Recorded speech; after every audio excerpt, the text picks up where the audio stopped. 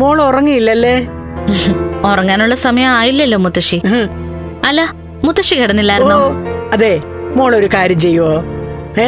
ഇന്ന് അവന്റെ മുറിയിൽ പോയി കിടക്കോ? മോളുടെ അച്ഛന്റെ. അതെന്തിനാ ഞാൻ കിടക്കുന്നേ? വേറൊന്നിനും അല്ല മോളെ. അവനാണെങ്കിലേ രാത്രിയില് ആരോടോ പിച്ചും പെയ്യും പറയുക.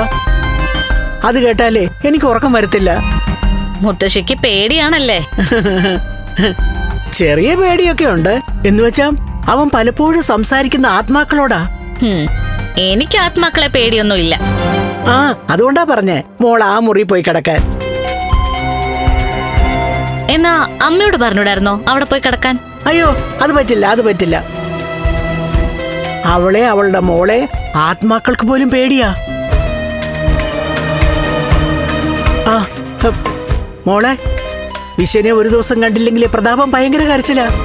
അവന് നിത്യേന വിശ്വനാഥന്റെ പ്രേതത്തെ കാണണം. അതാണ് ഇപ്പോഴത്തെ ഒരവസ്ഥ. നമ്മളെ ആരെ കണ്ടില്ലെങ്കിലും ഒരു കുഴപ്പമില്ല. എത്രയും പെട്ടെന്ന് നല്ലൊരു മന്ത്രവാദിയെ കണ്ടില്ലെങ്കില് കാര്യങ്ങൾ കുഴയും മുത്തശ്ശി. ഒരു മന്ത്രവാദിയെ കൊണ്ടുവന്നതല്ലേ?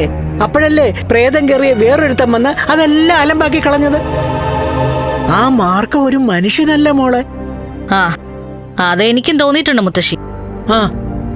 മനുഷ്യന്മാര് ചെയ്യുന്ന കാര്യങ്ങളല്ല അവനൊക്കെ ചെയ്യുന്നത്. അല്ലെങ്കിലേ അന്നത്തെ അപകടത്തിൽ അവൻ ചത്തുപോകത്തില്ലായിരുന്നോ? എന്നിട്ട് സംഭവിച്ചതോ? മേഘനല്ലേ ഇപ്പൊ ഒരേ കിടപ്പ് കിടക്കുന്നേ. ഏതായാലും മോളൊന്ന് ചെല്ല്, അല്ലെങ്കിൽ അവൻ ഇങ്ങോട്ട് വരും. ശരി മുത്തശ്ശി.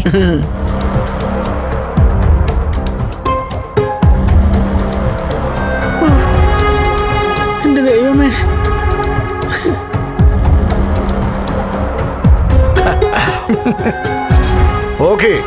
ഓക്കേടാ. അതിനൊന്നും വലിയ കാര്യമില്ല. ഞാനല്ലേ?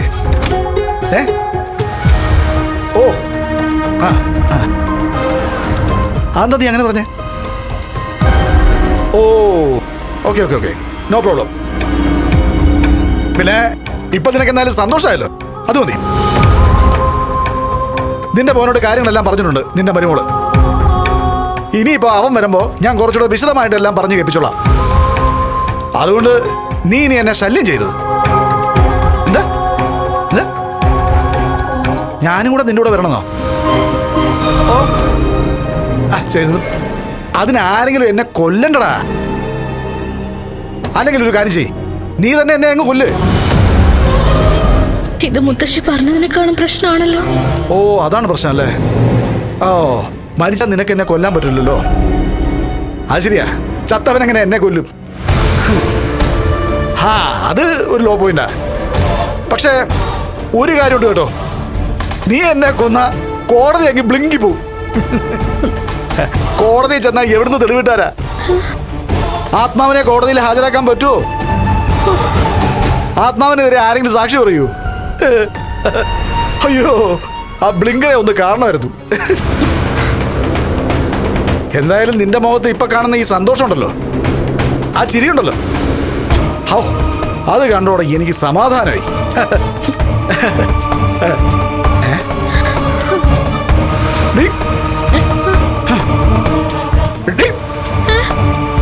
നിക്കടെ എവിടെ?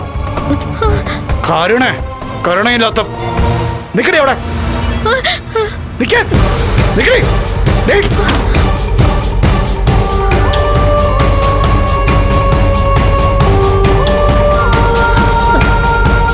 എന്റെ മോളോടാ, ഇളയ മോള്.